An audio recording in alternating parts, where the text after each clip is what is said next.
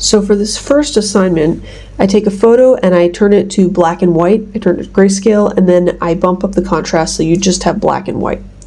Then you take a marker. You can use a Sharpie for this. I happen to have these alcohol-based markers. And you want to outline the black areas. You know, think about positive and negative space. Pay attention to proportions. And you outline them and then fill them. And this helps you to get a basic foundation for the painting.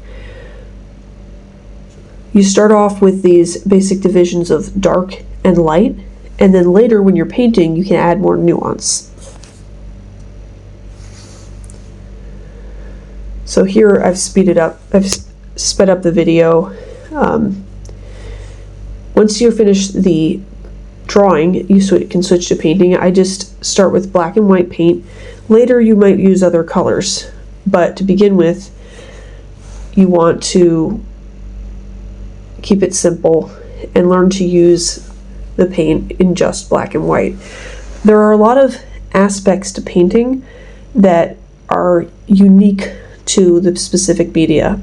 So for example, when I'm using acrylics, I'll use mediums, which is something you mix into the paint to get the paint to act differently. Acrylic paint is known for being very tacky and drying really fast. So I'll mix in mediums that slow the drying time or help it slide more easily on the paper.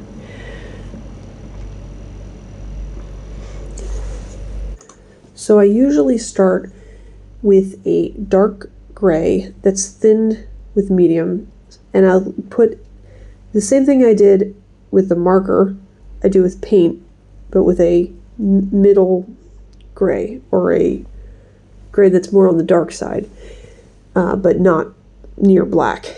And then I'll go on top of that and add the darker darks in black. Once I've done that, I can add the mid-tones, or the lighter areas of the painting. Then there's some going back and forth, refining the black shapes, refining the gray shapes, painting in the details.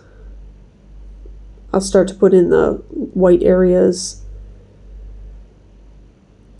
Then I'll go in with a smaller brush and add smaller details. So it's basically the same thing, but with smaller shapes. Pay attention to the edges. Pay attention to how one shape meets another shape and what value it is. You can start to look at details like wisps of hair.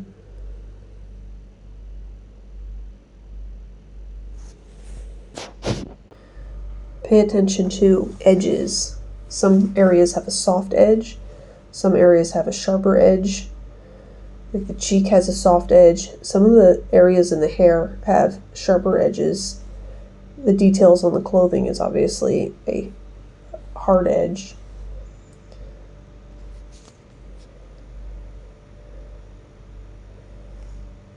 So I started going into the background and adding some thicker paint. I wanted to be more intentional about the gradients there.